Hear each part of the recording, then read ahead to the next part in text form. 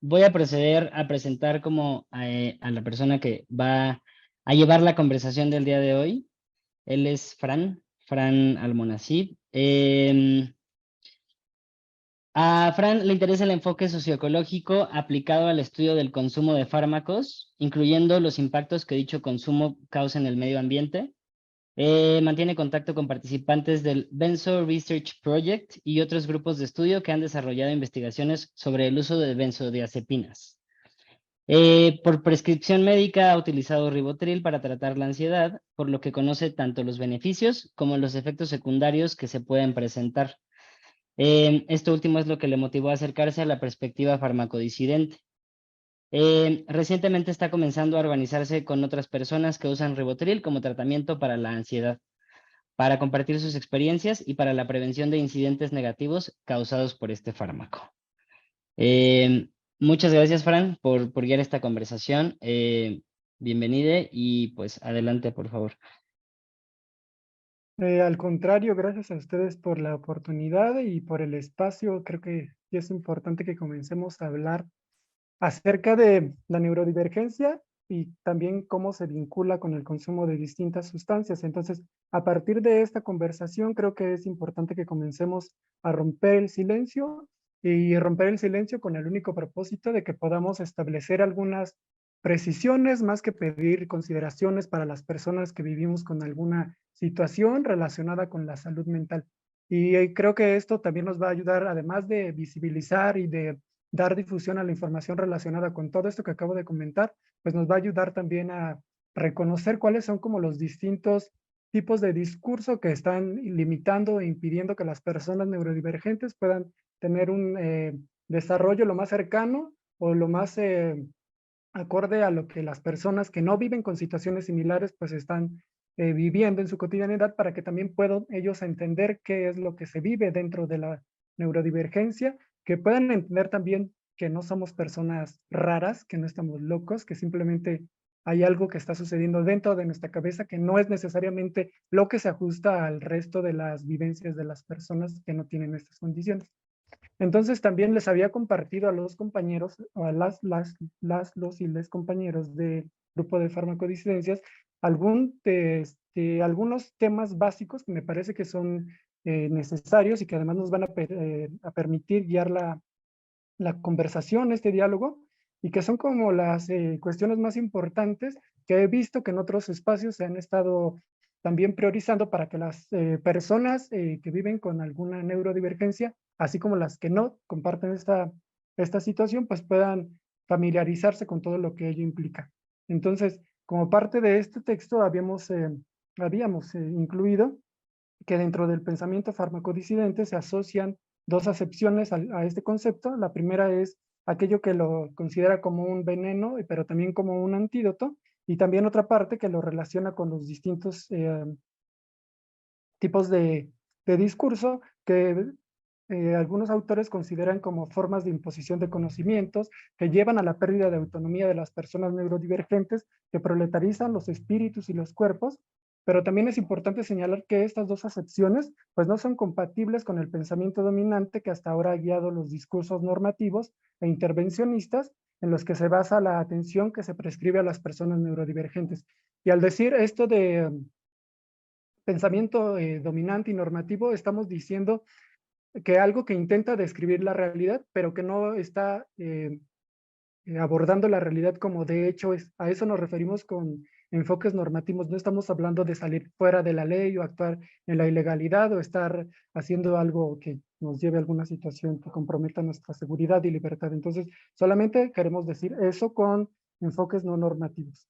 Y la primera de estas de estos temas que me parece importante abordar es la experiencia de vida de las personas neurodivergentes o con cualquier otra condición de salud mental, y sobre todo para que podamos entender el significado de habitar cuerpos o incluso solamente mentes que no se ajustan a las experiencias de vida del resto de las personas. Entonces, bueno, veo que por aquí ya están más bien Alejandra y Ro. Entonces, si no hay inconveniente, creo que deberíamos empezar por escuchar a Alejandra Es importante siempre, pues, en la medida de lo posible, ceder el espacio y la voz, el uso de la voz a las mujeres. Entonces, si no hay inconveniente por alguno de los asistentes, creo que está, que podemos empezar con Alejandra y escuchar acerca de esto, de su experiencia o de cómo ella considera que es su experiencia de vida con la neurodivergencia. Por favor, Alejandra. Bueno, pues hola a todas y a todes. Creo que, no sé, es que la neurodivergencia con la que yo vivo es trastorno de hiperactividad y déficit de atención. Eh, es, por así decirlo, como mi condición primaria o lo que más permea mi experiencia de vida. Y sinceramente siempre describo mi experiencia con memes, ¿no? Para mí siempre lo primero que se me viene a la mente es, pues, ¿cómo vives tú tu día a día? Y no sé si ustedes recuerdan este meme del tipo que está intentando explicar cosas con un pizarrón detrás y tiene como un montón de líneas así, parece como que, pues no se le entiende, ¿no? Como que él solo se entiende. Creo que eso describe muy bien mi experiencia. Esa es una parte. Por el otro, creo que siempre como esta pelea por querer como verlo todo y abarcarlo todo, que pues tiene mi cerebro y no poder expresar ese todo que sí puedo ver. Por el otro lado, es una experiencia también muy física de pues vivir en una constante neblina, sobre todo cuando no estoy utilizando ninguna de mis ayudas funcionales o no estoy o no dormí bien. Es siempre tener como una neblina enfrente. No poder, me cuesta mucho priorizar tareas, me cuesta mucho enfocarme, saber por dónde tengo que empezar. Funcionar al mínimo es algo que pues a lo mejor muchas personas que no viven con esta condición lo dan por hecho, pero que para mí sí es un reto, ¿no? Tan solo me pongo a pensar un poco en los pasos que conlleva, por ejemplo, el prepararse un alimento y al deshacerlo en cada parte del proceso, deshacerlo individualmente, me di cuenta de que realmente, pues es un reto, pero muchos de nosotros ya estamos acostumbrados o muchas personas ya lo dan por hecho como súper fácil, ¿no? Pues decide qué comer y vas y te haces. Pero no es identificar tu sensación de hambre, que para mí muchas veces es algo que no me pasa en automático porque me cuesta regular mi atención y a veces estoy concentrada, tan concentrada en una cosa que ya se me pasó y se me pasó que tenía hambre y ya no me doy cuenta hasta que me está temblando la mano y siento el estómago rugirme y me siento pues incómoda, ¿no? Me siento mal. Entonces, identificar esa sensación, ver qué tengo en el refrigerador, ajustarme el presupuesto que tengo y lo peor, yo creo que lo más difícil de todo es siempre decidir qué voy a comer. Decidir es una fatiga. A veces termino pidiendo cosas porque no me decido y prefiero que alguien lo decida, alguien más, una app lo decida por mí. Entonces, viene con desafíos de función ejecutiva, pero como por ejemplo el decidir, dirigir la atención. Muchas veces cuando algo es indeseable o desagradable, me cuesta mucho más enfocarme en eso o forzarme a hacerlo. Entonces, siempre mi experiencia neurodivergente es forzarme a hacer cosas que no me interesa hacer y forzarme a hacer cosas que no me resultan agradables y siempre querer hacer más de lo que es divertido. Y yo sé que eso normativamente se ve como, pues es que eso es parte de ser adulto. Tienes que cumplir con tus obligaciones. Pues sí, pero esa no es mi experiencia. Mi experiencia de ser adulta con una neurodivergencia es muy diferente. Entonces, Am, para mí, sobre todo, es esa neblina mental inmensa, en particular en los días en los que no he dormido bien, que son muy frecuentes. Tengo quizás una semana al mes en la que duermo muy bien y luego ya otra vez me despierto en la noche o me despierto un poco más temprano de lo normal y ya se arruinó el resto del día. Mm, Eso por un lado es como supongo que la parte funcional. La otra parte o la otra cara de mi experiencia como persona neurodivergente es que por lo mismo de que pues yo vivo el mundo de una manera distinta eso se nota. Entonces, siempre viví como esa marca invisible de que las otras niñas y niños que crecieron conmigo sabían que yo era diferente, me identificaban como diferente y era como para ellos probablemente era como tener un bot al lado que sí pasó el CAPTCHA, pero que a ellas y a ellos les sigue dando esa sensación como de incomodidad, como de tú no eres como nosotras. Y cuando eres niña, cuando te socializan como mujer, esa marca está todavía más fuerte porque hay convenciones de género que por el mismo rasgo de impulsividad e hiperactividad que tenemos muchas personas con TDA, se marcan más. Entonces yo era la niña que se sentaba con las piernas abiertas, que sí de chica creo que sí era mucho de que me subía a los árboles y que me iba a jugar con los otros, con los niños, no con las niñas. O, por ejemplo, siempre he tenido problemas, no sé si esto está relacionado con mi neurodivergencia, nunca me quedó claro, pero siempre me ha costado mucho moderar el volumen de mi voz, entonces a veces, incluso ahora, díganmelo con toda confianza, pero a veces parece que estoy gritando o que estoy exaltada y es simplemente que estoy emocionada. Y no sé cómo, nunca he sabido cómo controlar esa parte. Me río como bruja y me río muy fuerte. ¿Qué más? Pues tiendo a ser como muy sucia o a parecer descuidada porque me cuestan, por ejemplo, ciertas cosas manuales. Siempre he tenido problemas de coordinación motriz, entonces el recortar, el colorear, el pintar siempre terminó toda manchada. Siempre, de hecho, decían mis compañeros de la prepa que parecía niña de kinder porque siempre tenía las manos rayadas y era pues de escribir en la escuela, no era ni siquiera como de que traía la pluma y me rayaba. Tendemos mucho a romper las reglas, las personas con esta condición. Es algo que he notado tanto en mí como en otras personas que conozco. Somos desafiantes con la autoridad percibida.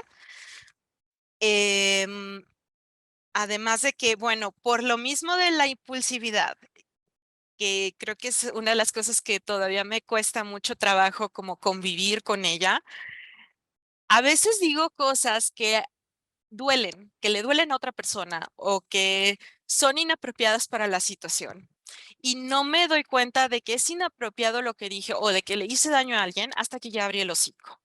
Entonces a veces estoy así como de, es verdad, no debía haber dicho eso, pero ya lo dije, ya hice el daño. Entonces por muchos de esos motivos siempre me fue complicado de repente ser aceptada o estar en grupos. El mismo tema de la falta de coordinación motriz tuvo mucho que ver con el aislamiento que tuve porque pues soy terrible bailando, soy muy mala en los deportes, siempre me escogían al último y además de todo como era mala, no me interesaba. Y como no había un vínculo en común, las cosas que a mí me interesaban y que eran mi hiperfoco, solo quería saber de esas cosas y solo hablaba de esas cosas y además hablaba y hablaba y hablaba, porque además, bueno, sí, una manera en la que la hiperactividad se manifiesta en algunas personas es hablar mucho, no nos para la boca y siempre tenía estas notitas o el sellito con el perico. Entonces, eh, como mis intereses eran leer, aprender, no sé, qué cosas que a las otras niñas les resultaban aburridas y no había un punto en común y no sabía cómo interesarme en lo que a las otras niñas les interesaba, pues no me conectaba con los demás. Sí tuve amistades, pero siempre andaba flotando de un grupo a otro. Entonces, la parte social la viví muy aislada y eso mismo creo que contribuyó a la cuestión emocional en la que, pues, de por sí me cuesta trabajo regular mis emociones o lo que se percibe socialmente aceptable como regular tus emociones, no expresar enojo, no descargarte con alguien, no salirte de un lugar porque ya te molestó algo, etcétera, sino sobre todo la parte del enojo. era la que más me costaba trabajo. Y por último, hay una cuestión de la que creo que hablamos muy poco, al menos veo que se habla muy poco en los círculos hispanos de gente que tiene hiperactividad, y es la parte sensorial. Soy muy sensible al calor, siempre lo he sido para mí. Ahorita yo estoy con el ventilador desde las 8 de la mañana. Duermo con el ventilador, si no tengo el ventilador no puedo dormir. Amo los lugares con aire acondicionado y no me puedo poner todo tipo de ropa. Siempre busco ropa que tiene un par de tallas más grandes que la mía, que sea respirable. Solo uso o me siento completamente cómoda con como dos tipos de telas, casi siempre algodón y esas cosas que son súper suavecitas. Me gusta mucho tocar las cosas suavecitas, de hecho, pero yo creo que eso es algo humano, no lo sé. Y por otro lado, hay ciertos olores que me causan tanta repulsión que prefiero evitarlos. Hay muchos alimentos que evito por lo mismo de que me resultan demasiado asquerosos. Por ejemplo, el huevo. em, que yo sé que siempre que se lo digo a otras personas, el 90% de la gente me dice, ¿cómo que no te gusta el huevo? Pues es que no lo soporto. Yo lavo las sartenes 3 veces con vinagre porque no me gusta el olor, no soporto la textura tampoco.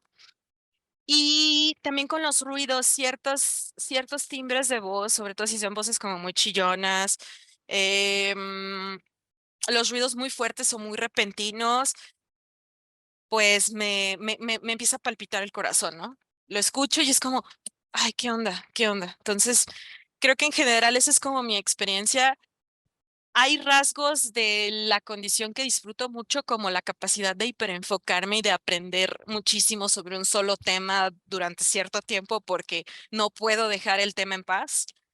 Y creo que también eh, es un rasgo que he observado tanto en mí un poco como en otras personas que viven con esta condición. Obviamente no pretendo hablar por todos, porque nuestras experiencias son increíblemente variadas, pero noto que tenemos cierta tendencia como a pensar un poco como por fuera de la cajita o buscarle, hacer las cosas de formas que de repente se ven raras, pero que funcionan.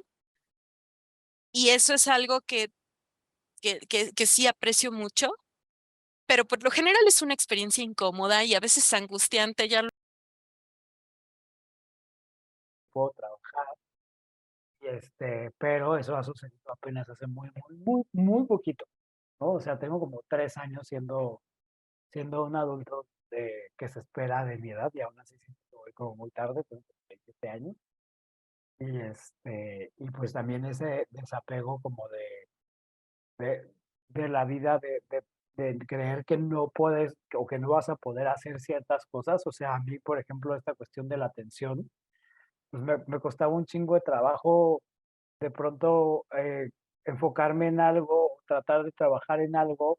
Yo decía, bueno, es que si yo entro a una oficina la va a pasar muy mal, ¿no? O sea, una oficina para mí va a ser horrible.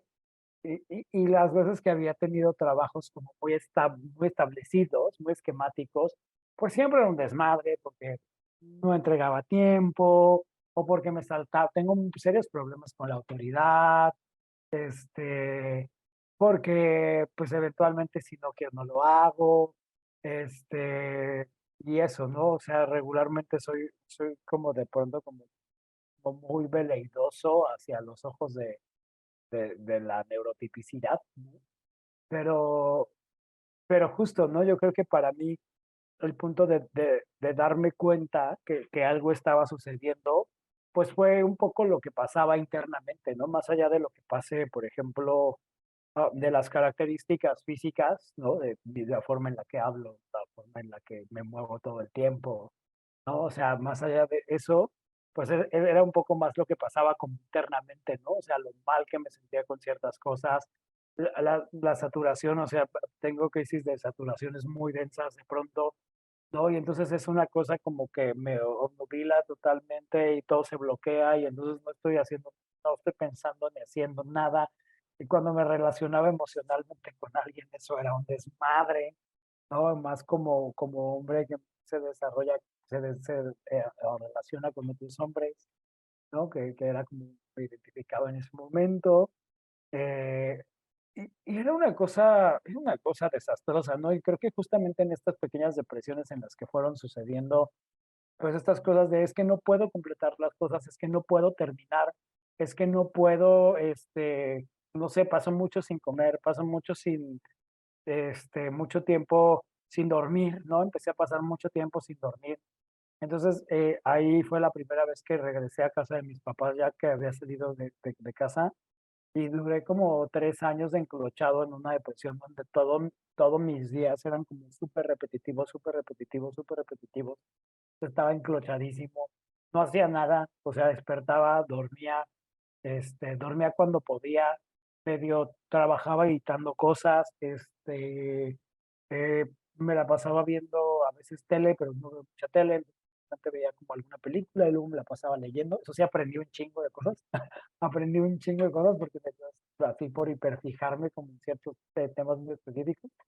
Entonces casi me hice mi lista, ¿no? Así amaba a Nietzsche, y amaba a Camus, y amaba como todas esas cosas y fue un proceso bien padre porque forjó muchas cosas, o sea, me hizo tener como incluso una adolescencia que no tuve, este, porque yo en la adolescencia estaba trabajando. Entonces, pero, pero justamente le dio como mucho sentido. Yo creo que para mí el sentirme muy mal fue la forma de empezar a ver cómo me podía sentir mejor, ¿no? Pero sí fue como yendo y viniendo, ¿no? O sea, de repente salía y de repente volvía a caer ahí, de repente era como, no, lo estoy haciendo mal, no me estoy aguantando, debería de respetar esto, debería de no decir lo que pienso, debería de, ¿no? Y se junta en una cosa como entre social y neurolingüística. Después caí en una terapia un poco perversa, pero muy padre, porque el psicoanalista con el que empecé a ir, que fue como durante pandemia, me dijo, ok, vamos a trabajar pensando que todo lo que pasa, o sea, vamos a dejar la neurodivergencia a un lado y vamos a empezar a encontrarle justificaciones a lo que sientes, a lo que haces, respecto a tu personalidad, ¿no? O sea, porque a veces parece que tu personalidad es tu neurodivergencia y tampoco es así, ¿no? Y lo que no, o sea, ya lo vamos sacando más a la neurodivergencia, pero no vamos separando cosas. Y fue un proceso bien duro, o sea, sí fue súper rudo, porque sí me di cuenta que personalidad era de cierta forma, y ahorita que estoy como que me hizo como tener como un proceso más personal, como tener una personalidad como mucho más fija, y ahora que trato mucho más la cuestión de la neurodivergencia, específicamente el autismo, pues también me doy cuenta que eso me codifica de ciertas formas, ¿no? Entonces ya sé que soy esta persona como que cuando no quiero hacer ciertas cosas, entonces las hago así, estoy como, no es que no quiero hacer eso, porque tengo que hacer eso, porque no sé qué, pero es que me parece horrible que tenga que pasar esto. Y me identifico con muchas cosas que dice Alejandra, ¿no? Como esta cuestión de, por ejemplo, los cuesta mucho trabajo sentir y eso incluye sentir hambre y yo no lo había identificado hasta que alguien lo puso sobre la mesa porque eso cabe destacar que una de las cosas que me pasaron durante todo este tiempo fue que tengo el colon irritable porque paso mucho tiempo sin comer o porque todo el tiempo estoy pasando de un estado como muy nervioso a otro y entonces eso genera que mi estómago y mi cabeza particularmente, que son los dos lados que se recargan, pues sean un desvergue, ¿no? O sea, y un poco como saltándome seguramente algunas preguntas que van a venir después. O sea, de ahí, por ejemplo, mi convivencia con el cigarro, el alcohol, las drogas, las sustancias, el azúcar, ¿no? Uf, o sea, yo no sabía que no, yo no sabía el terreno donde me estaba metiendo, ¿no? Simplemente, pues hacía todo lo que todo hacía. Lo que sí es que como yo sí fui identificado con alguien, a lo mejor que no tenía autismo, pero que sí había una neurodivergencia desde muy chiquito, pues yo crecí sin comer papitas, chicharrones, chocolates, paletas, todo eso, ¿no? Lo cual está bien padre en mi punto, como en cuestión alimentaria está chingona. Pero, por ejemplo, yo les puedo decir que apenas ahora soy fan de los Doritos, ¿no? Apenas ahora me puedo comer la Tootsie Pop, que me gustan mucho, este, y la disfruto mucho, de hecho por aquí tengo una, este, pero, pero eso, ¿no? O sea, creo que es un poco, es bien extraño porque es ir entendiendo que el mundo no está diseñado para ti, pero al menos desde mi experiencia estoy intentando ver cómo creo un mundo donde quepo, ¿no? Y, y dónde voy dentro de mi entorno buscando paradigmas o narrativas donde cabiendo, donde quepo no cabiendo en lo demás, ¿no? O sea, aquí no voy a caber, no voy a insistir en caber aquí, como si quepo en esto otro, ¿no? Porque evidentemente esto me trae problemas ideológicos, me trae problemas de conducta, sobre todo de conducta, porque todo el mundo piensa que yo soy súper pedero, súper alebrestado, súper violento, no, y también eso fue un tema en la adolescencia, ¿no? Porque justamente el poco control de mis emociones sí me hizo patalear, berrichar, sin querer pegarle a alguien. Alguna vez le pegué a alguno de mis novios y mi novio casi me demanda, o sea, este, cosas densas, o sea, sí me han pasado cosas densas que por eso digo que me parece muy útil de pronto separar qué es por personalidad y que, o sea, hay veces que sé que mi enojo es por personalidad y hay veces que mi irritabilidad, que es como más o menos ver logrado como identificar, es cuando me enojo es Ro enojándose, ¿no? Y cuando estoy irritable es que neurolingüísticamente estoy irritable, no estoy sabiendo, ni yo mismo sé qué está pasando, ¿no? Entonces eso me ayuda mucho como a empezar a tomar orden y cada 3 o 4 meses entro como en unos caos preciosos. Y justamente estas semanas estoy en ese momento y ha sido bien padre porque una me he encargado de que mis entornos cercanos, vivo con 2 amigos míos que quiero mucho y eso me ha permitido mucho crear un lugar seguro para mí, ¿no? O sea, como que sé que eventualmente quiero vivir solo, pero todavía no me siento listo porque se me va a olvidar comprar el súper y dejar la llave de la estufa abierta. Y pero sé que eso ha codificado mucho que pueda tener mayor control de ciertas cosas, ¿no? Mayor gestión más bien, mayor gestión de cosas. O sea, ahorita que estoy como en esta etapa donde estoy así como, yo pienso que es como los pulpos cuando echan tinta.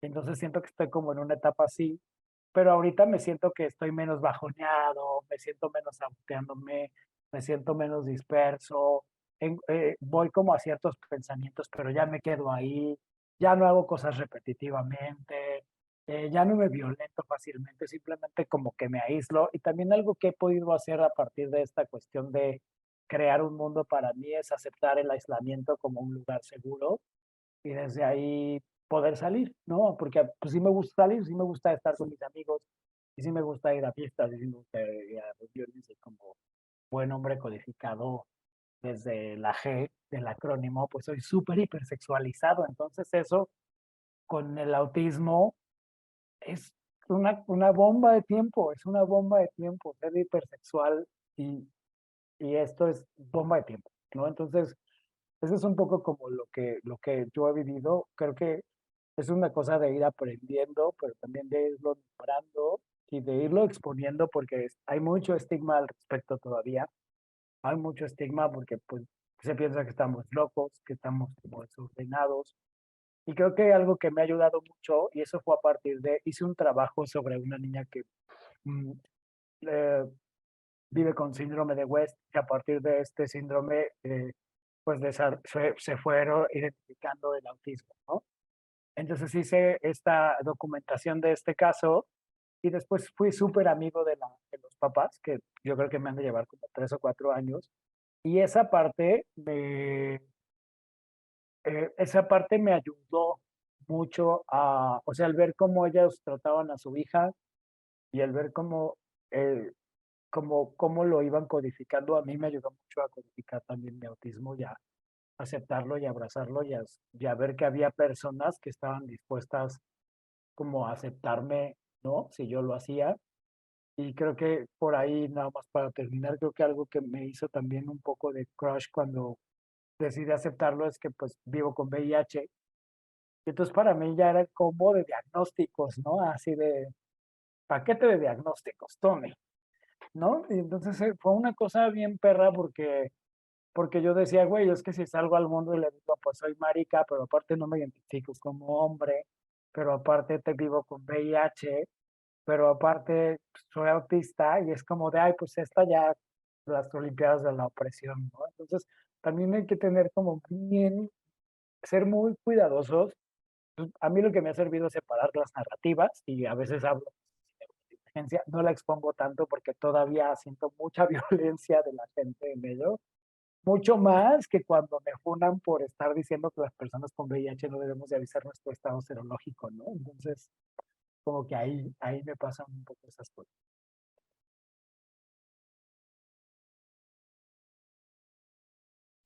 Con esto terminas de describir tu experiencia, ¿verdad, Ro?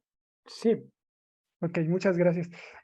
Bueno, esta estructura que proponíamos para guiar la conversación, además de permitir que fuéramos abordando cada uno de los aspectos que consideramos importantes, también está diseñada para que si es que hay alguna pregunta por parte del resto de los asistentes, pues al terminar cada una de las intervenciones de los, eh, de los ponentes, pues también aprovechemos para que podamos ir resolviendo estas dudas. Pero si no hay nada por ahora que debamos responder, pues entonces vamos a continuar. Y como también ya ambas participantes, pues ya nos han descrito un poco acerca de el tipo de modelos que se orientan a brindar atención a las personas con experiencia neurodivergente, creo que también es importante que abordemos o que tratemos de profundizar un poco también en los distintos tratamientos que se pueden de repente prescribir para tratar las diversas condiciones de salud mental. Pero aquí, además de hablar de los tratamientos, creo que también es relevante y pertinente que también abordemos ese dilema que de repente puede presentarse entre recurrir a la medicación o no, porque también ahí se crea un dilema que no siempre es reconocido por todas las personas, en los que debemos de decidir si permanecemos en el estado alterado de la mente o decidimos consumir algún tipo de, ¿cómo le llamó Alejandra, que me pareció muy interesante, ayudas funcionales? Entonces, si es pertinente que recurramos a estas ayudas funcionales o simplemente decidamos permanecer en estados alterados de la mente sin recurrir a ninguna opción que nos permita transcurrir la vida de manera fácil, accesible y que podamos estar vinculados con el resto de las personas que nos rodean. ¿Quién quiere comenzar o describir algo acerca de los tipos de tratamientos? Es que me gustó mucho cómo lo describió Alejandra, ayudas funcionales. Creo que no solamente por lo que está describiendo, sino por todo lo que se le puede asociar a este concepto, creo que es muy útil que lo hayas dicho de esta manera. Entonces, quien decida contestar o comenzar, adelante, estamos abiertos a escucharle. yo quiero sumar un poco a lo que, a cómo lo nombró Ale, porque justamente a mí me costó mucho trabajo llegar a la educación, porque tenía un estigma gigante. O sea, yo fui criado por dos señoras y señores de concreto, entonces, pues claro que traigo esta codificación de usted aguántese, ¿no? Y aquí se para y aquí se cae, aquí se levanta y sigue. Y por ejemplo, o sea, y es súper duro porque justo, pues yo no sabía hasta qué punto era la forma en cómo había sido educada y también la forma en cómo me cuesta trabajo pasar por ahí, ¿no? Eran como un poco las dos cosas. Entonces es bien difícil como desmantelar o deshacer un poco como lo que te dicen los papás y las mamás, ¿no? Que en esta cuestión de, o sea, por ejemplo, yo me di cuenta que no sabía transicionar en mis procesos, ¿no? Que ni siquiera identificaba procesos. O sea, yo iba así de corrido y sin tropiezo y órale. Y hasta la fecha sigo siendo a veces un poco así y es algo que cuando trabajo en equipo me causa mucho conflicto porque yo ya voy hasta acá, ¿no? Y es como, y entonces ahora que hago trabajo comunitario y que dirijo un ACE y pues me cuesta trabajo, ¿no? O sea, de repente, y sí lo expreso así, les digo, ay, es que ya no puedo estar aquí, necesito ir allá, correr, ver qué hay y ahorita regreso, ¿no? O sea, necesito hacer eso. Y, y digo esto porque de pronto es muy importante empezar a identificar qué es lo que pasa funcionalmente en la cabeza y qué no está pasando como pasa allá afuera. O sea, sí se vale decir, esto no pasa como pasa allá afuera, ¿no? y qué sí sucede aquí adentro. O sea, por eso digo, es que siempre nos clavamos. Algo muy importante es que es llegar a la neurociencia con un diagnóstico, ¿no? Porque si se llega solo desde el subregistro, desde el autodiagnóstico, también puede ser un poco peligroso y delicado para nosotras mismas, ¿no?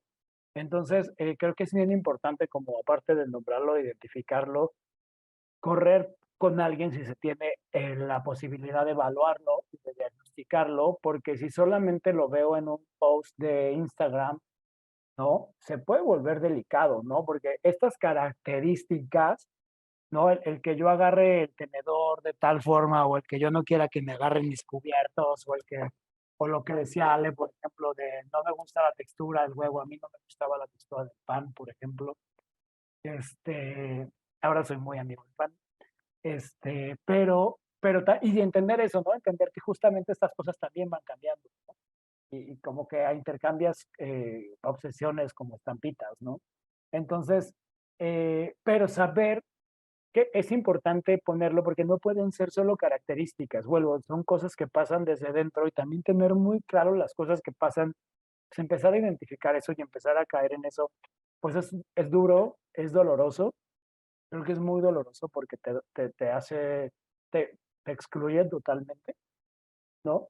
Y entonces, cuando llegas a esta cuestión de, cuando yo llegué a, te tiene, la opción ahora es que puedes medicarte, para mí fue no, o sea, no porque ¿cómo me voy a medicar, no? O sea, eso es para débiles, ¿no? Eso es para gente que no puede sola y ahí descubrí que tenía un buen de juicios y dije, bueno, chica, te toca bajarle 3 rayitas a tu madre y ver y escuchar más, ¿no? Y entonces empecé a hablar con amigas, amigues que se medican, algo que descubrí con el VIH, y siendo esta persona visible, es que cuando yo empecé a poner mis pastillas en Instagram, Twitter, la gente reaccionaba así súper chido, pero aparte no solamente reaccionaban con las pastillas de Biktarvy, ¿no? Sino tenía amigues que decían, bueno, yo también me medico, pero pues yo tomo tal antidepresivo, o tomo este ansiolítico, o tomo esto otro para tal cosa. Entonces descubrí que todos mis entornos de alguna manera viven medicados, viven en los fármacos. Y me pareció que era algo muy bello en el sentido de que es algo muy común y que lo tenemos como totalmente en la sombra. Entonces, creo que para mí fue muy bello y sí fue hasta así bello de llorar, ¿no? De llorar, que me parecía como tan humano decir, claro, o sea, la gente a veces necesitamos ayuda, ¿no? Por eso pues digo que me parece muy bonito como lo Ale, justamente como por ahí quiero ir, porque cuando ya lo probamos un poco como el medicamento, porque obviamente yo estaba necio con que no lo quería. Probamos 3 meses, lo dejamos un par de meses y cuando regresé a él ya de manera definitiva, eh, algo que hablaba con la psiquiatra fue esto, ¿no? Fue de, ya estás haciendo lo mejor que puedes y ya estás gestionando todo lo que puedes hacer. Y darle a tu cuerpo algo que puede ayudarte, ¿no? Como a que todo lo que tú estás haciendo, o sea, como a descargar un poco todo lo que ya haces, ¿no? Puede ser benéfico. O sea, incluso no nada más es una cuestión de salud mental, sino de salud física, salud emocional, de delegar un poco como al fármaco esa función. Y era algo, mi mamá obviamente estaba como, o sea, nunca lo había platicado, y de hecho he hablado muy poco de todo el tratamiento del autismo con mis papás, porque de pronto siento que tenían esta cuestión de que en un momento se iba a quitar, así de se va a ser adulto y se va a quitar, ¿no? Y y para mí fue muy clave, ¿no? Darme cuenta que berrinches, desmadres que hacía, dudas genuinas que tenía, pues sí eran así, ¿no? O sea, sí, el no entiendo sí era no entiendo, ¿no? Y ya hasta ahora, literalmente un día me tuve que parar enfrente de mi papá y decirle, pa, de verdad, cuando yo te digo que no entiendo, es que no entiendo, no te estoy, o sea, de verdad no me estoy haciendo el gracioso, ¿no? No entiendo, necesito que me expliques. Y como que ahora han ido como poco a poco cediendo a la conversación, ha sido así como echarle lubricante y que entre despacito, ¿no? Y algo que pasó algo que con mi mamá fue como que justamente explicarle que estaba tomando este pequeño antidepresivo y lo feliz que me hacía, ¿no? O sea, le dije, güey, es que yo antes del antidepresivo veía todo gris. Le digo, literal, era como si trajera una vela aquí, ¿no?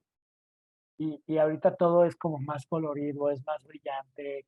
El placer de la comida, o sea, mi relación con el placer ha modificado totalmente, porque ya no es por ansiedad, ¿no? O sea, ya no como por ansiedad, como por hambre, ¿no? O como por placer de la comida, o cojo porque tengo ganas de comer y de sentir rico, no porque estoy ansioso y no sé qué hacer, ¿no?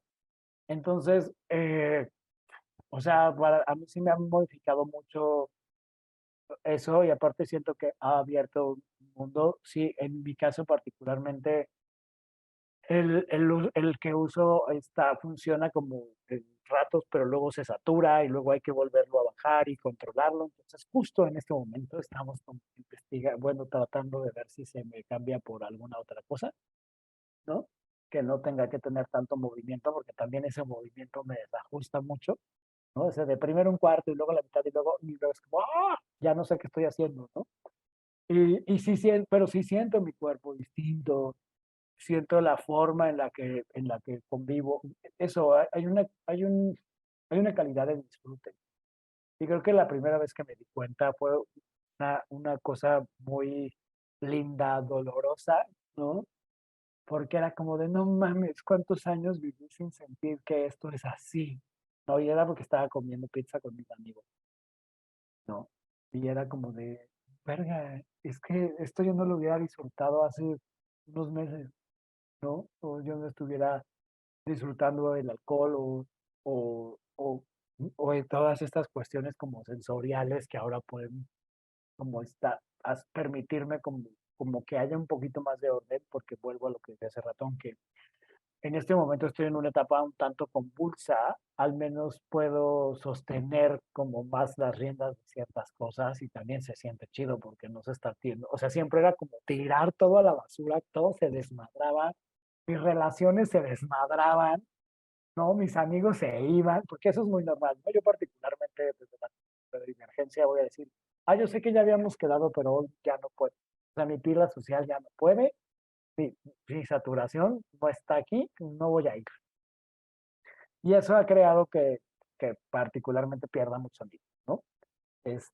Entonces, también me he aceptado eso. He aprendido a decirle a la gente con la que trabajo, con la que convivo, oye, no me estoy pudiendo mover de mi casa, ¿no? O sea, estoy parado en mi casa sin poder moverme, ¿no? O sea, no sé qué hacer, yo sé que quedamos de vernos en el café, pero ¿por qué no vienes a mi casa?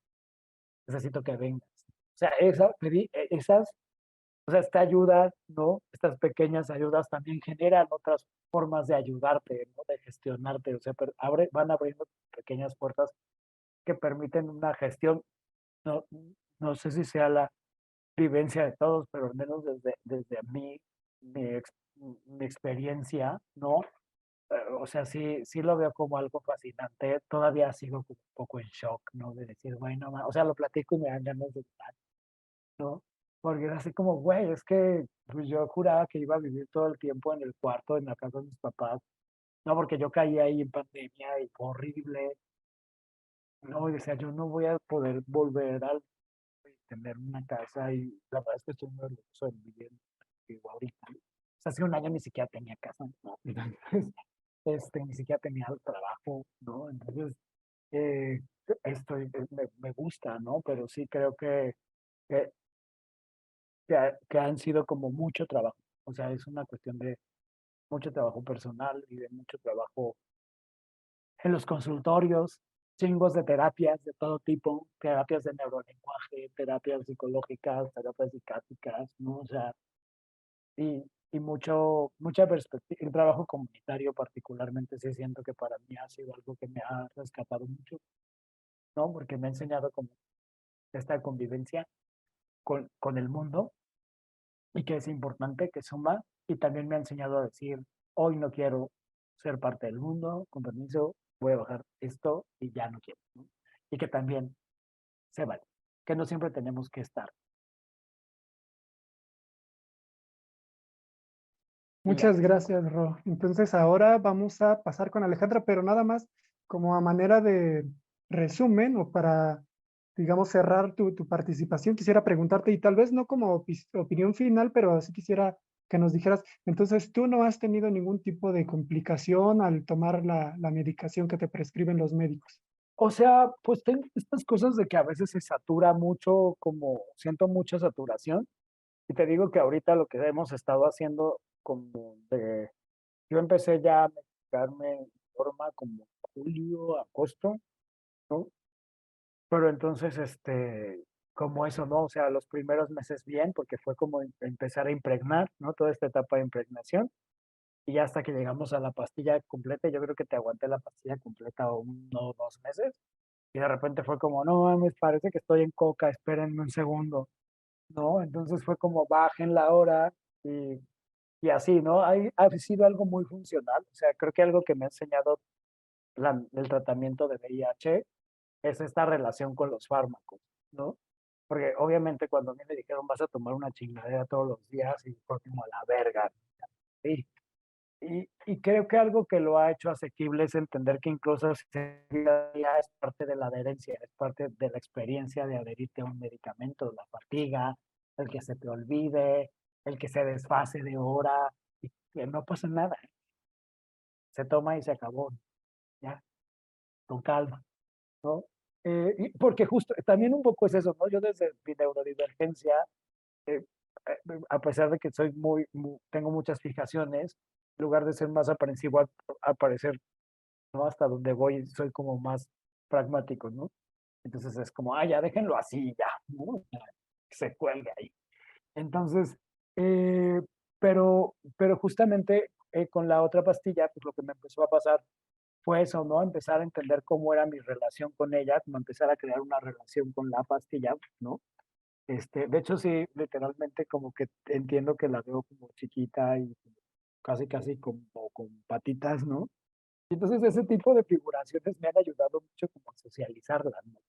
Y a decir, bueno, a ver, vamos en los cuartos otra vez de pastillas o vamos en las mitades y de repente empiezo a sentir otra vez así como la saturación y es como, ok, ahorita en esta hora que es la hora que regularmente la tomo, no estoy listo, vamos a darle espacio, ¿no?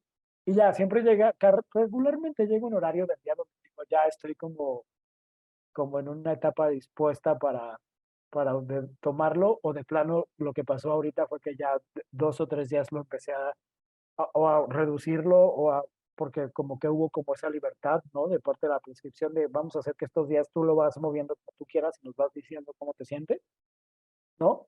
Pero ahorita fue como de, no sé si seguirlo tomando o no, porque lo tomo un día y luego lo tomo 3 seguidos y otra vez empiezo como ¿no? Y entonces me estoy distrayendo otra vez un montón y estoy llegando a esta cosa de quiero hacer todo lo que me cause placer y todo lo que sea divertido, a la verga el trabajo, ¿no? Y entonces sé que una parte de cómo trabajo ahora y en lo que trabajo lo permite, pero estoy justamente a veces lucho con qué sí tengo que hacer porque la vida espera que lo haga y, y dónde está la chaqueta mental, ¿no? Entonces, más bien ahí creo que ha sido como ir jugando con el medicamento y bueno, ahorita te digo, vamos a entrar como en una etapa de reevaluación que tenemos, ¿no? Para justamente ver si lo cambiamos definitivamente, o lo mezclamos o qué va a pasar ahí. Yo lo que he pedido es que ojalá podamos optar por una sola pastilla, porque ya tomo muchas, ¿no? Entonces, o sea, tomo la del colon irritable, tomo los antirretrovirales, tomo el ansiolítico, tomo ibuprofeno para desinflamar las sienes porque se me inflaman muy seguido.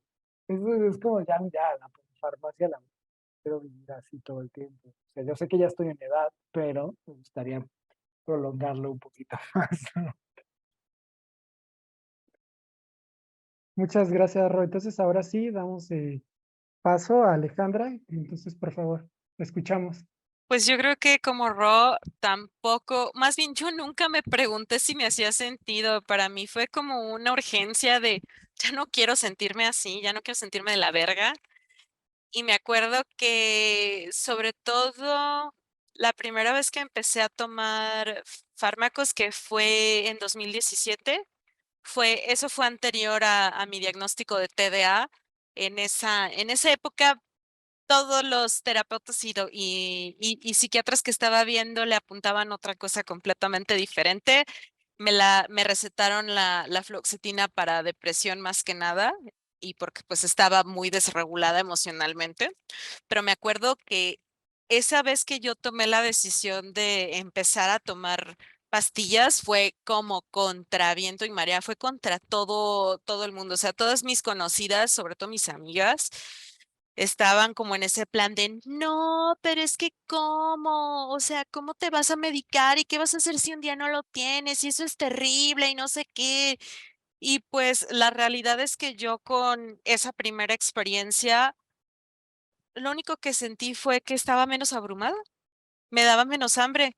Y para mí el que me diera menos hambre en realidad era algo que yo vi como una bendición porque yo como de aburrimiento, como de ansiedad, de angustia. Entonces, para mí el hecho de que me daba hambre a intervalos regulares y no estaba sentada al lado de la alacena viendo qué me comía, pues eso fue genial. El hecho de que, porque ese es el efecto más pronunciado que noto con los dos medicamentos que he tomado que han sido más, pues supongo que efectivos, que fue en su momento la fluoxetina y ahora el medicamento que estoy tomando para el TDA, que es atomoxetina, es un medicamento no estimulante. Pues con los dos, el mayor efecto que noto o el mayor beneficio es que no me siento abrumada.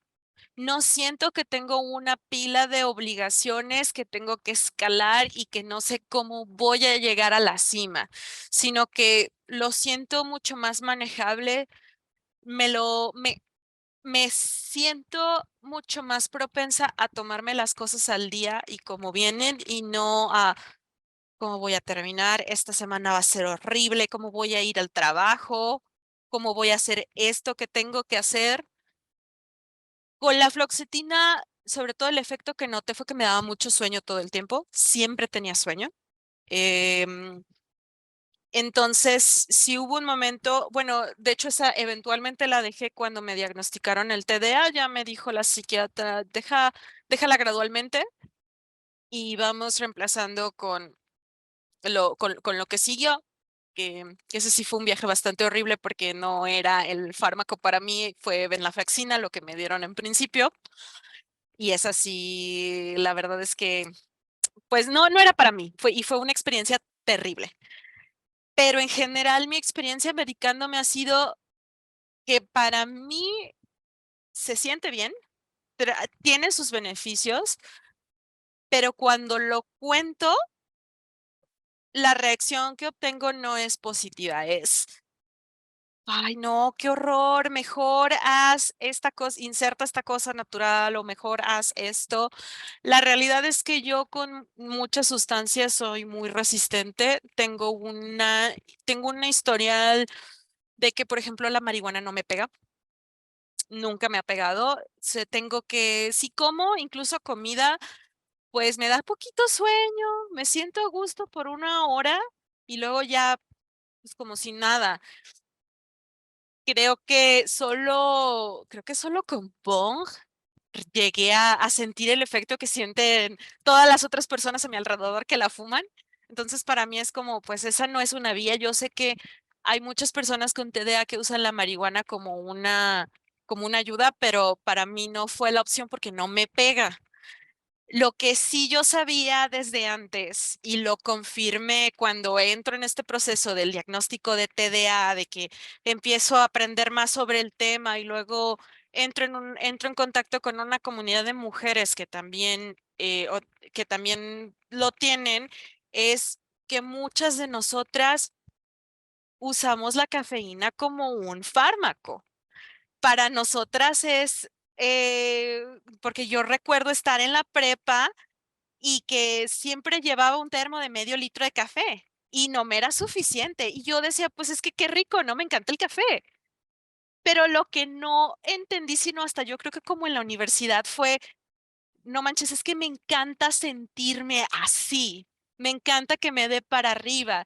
Y cuando no tomo el café, cuando no consumo cafeína, me da el bajón, me siento, de repente es como que me despierto, estoy llevando a cabo mis actividades por X o Y, no me tomé el café, o bueno, ahorita ni siquiera puedo tomarlo, porque traigo algunos temas gastrointestinales, pero cuando lo dejé cuando no me lo tomo, estoy súper deprimida, todo se me hace horrible, me cuesta mucho trabajo hacer mis actividades cotidianas. De repente me tomo y digo, ¿por qué me siento así? ¿Qué pasa? Según yo sí dormí bien, hago como un chequeo de mis alrededores, el ventilador está prendido, sí dormí bien, ya me bañé, ¿qué pasa? Y me tomo el café y es como volver a la vida. Entonces, lo que yo no había notado es que yo ya hacía eso. De hecho, una vez vi un post de alguien que decía, cuando era niña, llegaba todos los días de la escuela desde que tenía 10 años. Como estaba sola en mi casa, me hacía una cafetera entera y me tomaba la cafetera en el transcurso de la tarde. Nunca me puse demasiado inquieta o demasiado viva, entonces mis papás nunca se dieron cuenta de que yo me tomaba una cafetera entera. Pero después de adulta me diagnosticaron con TDA y me di cuenta de que estaba usando la cafeína para funcionar. De esa forma es como yo lo veo, como yo veo este uso. Por eso le llamo ayudas funcionales, porque yo sé que, por ejemplo, estuve escribiendo un poco sobre el tema, sobre todo cuando recién me habían diagnosticado, y encontré que hay una guía, sí hay como una guía de tratamiento que sacó el gobierno federal hace unos años sobre el trastorno de hiperactividad. Y también hay pues cierta documentación en cuanto al TDA, sobre todo en Estados Unidos, ¿no? Entonces, toda esta documentación recomienda como tratamiento de primera línea el medicar. Y eso está muy bien si eso es lo que la persona quiere hacer. Yo quiero hacerlo. Pero la realidad es que para mí el fármaco es atenuar la sensación de agobio, me ayuda mucho a concentrarme. Puedo, puedo pasar mucho más tiempo enfocada en tareas y pues principalmente es eso y que me ayuda a no comer por aburrimiento. Otra cuestión que yo tenía antes de comenzar a medicarme con este fármaco fue que a mí el tema del alcohol era como estar encadenada. No es como que todos los días bebía, pero sí se me antojaba muy seguido y cuando lo tomaba no podía, sentía como que no podía parar. Era como que quiero más, quiero más, quiero más. Es una sensación que aún experimento con la comida, por ejemplo. Sobre todo ciertos alimentos que son, por ejemplo, el queso, el azúcar. Es como, es delicioso, no quiero parar, no quiero parar, no quiero parar, hasta que ya me duele el estómago. Cuando ya tenía unos meses con el fármaco, me di cuenta que no se me antojaba, bastante tiempo me dio asco y cuando lograba como tomarme a lo mejor una cerveza o dos, me costaba mucho trabajo emborracharme, todavía me cuesta mucho trabajo. Y eso también es pues peligroso porque, claro, la última vez que sí lo logré tomar y que ya no me daba asco, pues me eché como una botella de tequila con otra persona. Entonces no fue nada divertido el día siguiente. Eh, Ahora, por el mismo tema gastrointestinal que traigo, eh, yo pues no lo puedo consumir tampoco, entonces digo qué bueno que ya no se me antoja, porque yo sé que eso me estaría haciendo más daño en este momento. Y, y pues fue eso, sobre todo esa experiencia de que yo estaba desesperada por no sentirme horrible y por quitarme ya como esa neblina, tener las cosas un poco más claras. Y yo ya no sabía ni cómo hacerle. Y para mí el tema con el fármaco es pues el tema con los lentes. Yo en este momento necesito usar lentes. No he podido sacar otra prescripción de lentes, pero yo sé que no me voy a morir si no me los pongo. Bueno, tal vez sí, porque puede que me atropellen en la calle, pero lo necesito para mi día a día. Es una ayuda invaluable y el hecho de que me digan cosas como, es que eso te desconecta de ti, ¿y tú cómo sabes que me desconecta de mí? Yo sé que hay relatos de personas, estuve justo cuando supe que íbamos a tener esta charla, estuve viendo videos de otras personas que tomaban el mismo fármaco que yo. Porque la otra cuestión con la tamoxifetina es que es un fármaco es como la segunda opción. Siempre lo primero que se recomienda es dar estimulantes. A mí no me lo dieron porque mi psiquiatra sí era muy, muy cautelosa y quiso empezar con las cosas como más suavecitas. Aparte de que los estimulantes son muy caros y son recetas controladas. De por sí el que tengo es difícil de encontrar. Me imagino que estar con Ritalin o con Vyvanse es como súper difícil. No lo sé. Pero la cuestión es que con el medicamento que tomo, sí hay personas que viven la cuestión de sentirse como entumidas emocionalmente. La realidad para mí no fue esa.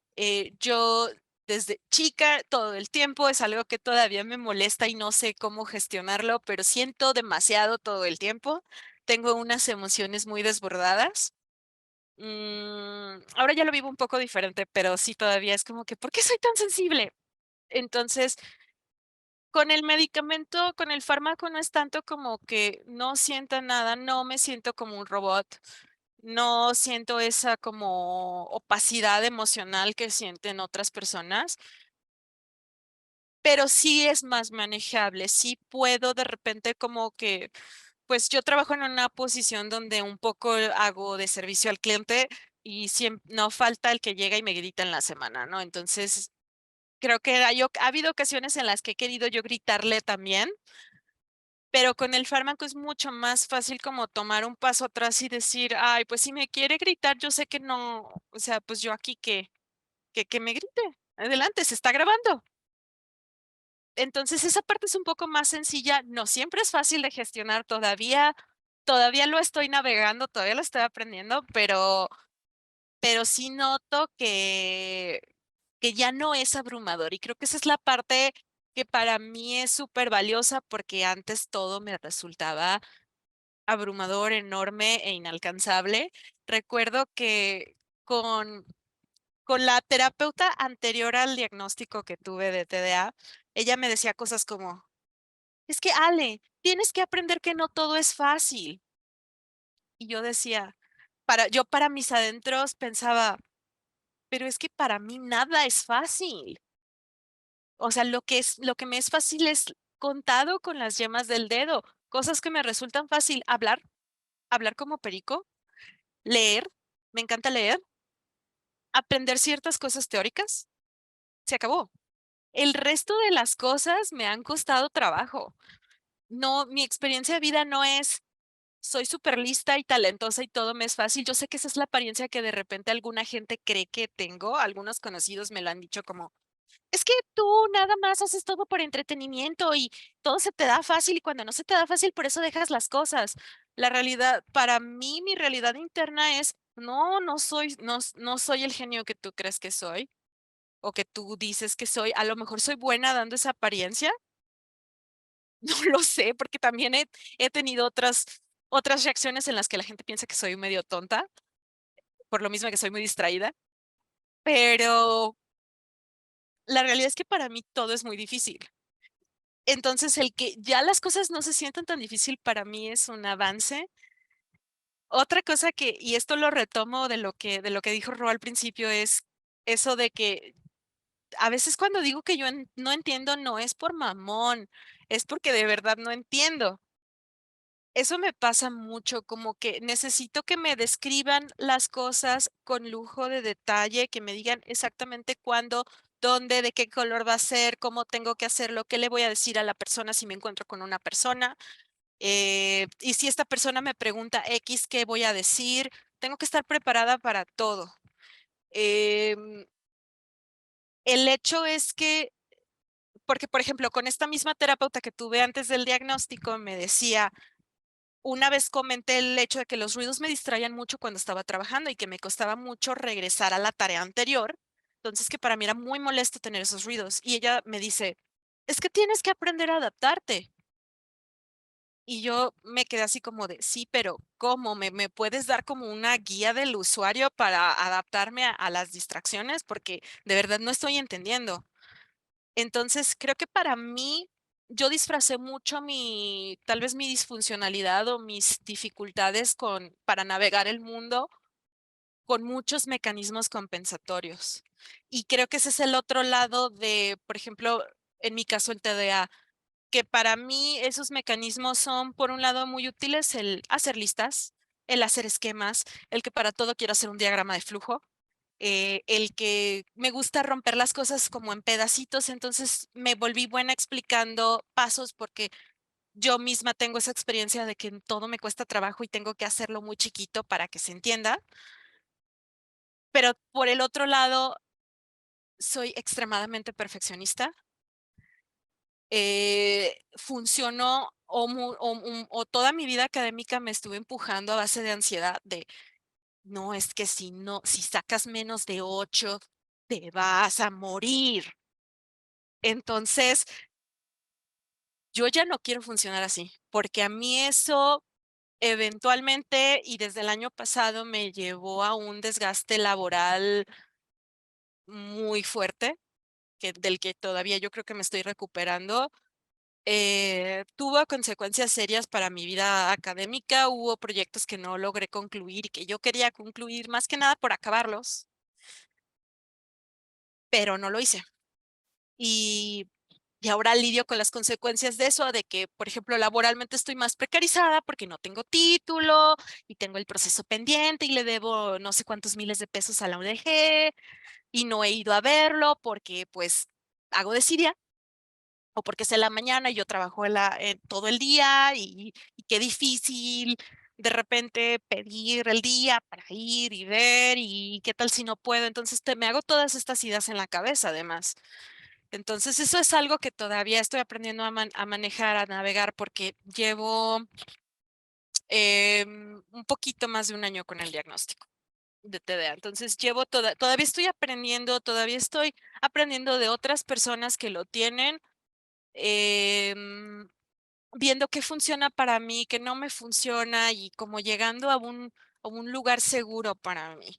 Porque el otro lado también del vivir con neurodivergencias es que, y esto, pues sí hay algunas estadísticas, pero bueno, fuera de eso, es que el ser neurodivergente, el crecer neurodivergente te expone mucho más y incrementa tu riesgo de vivir violencias. Entonces, tanto porque pues tus cuidadores, padres se desesperan, todos los adultos que están a tu cargo se impacientan contigo y entonces pues es que ya no sé qué hacer con esta niña y sopas, ¿no?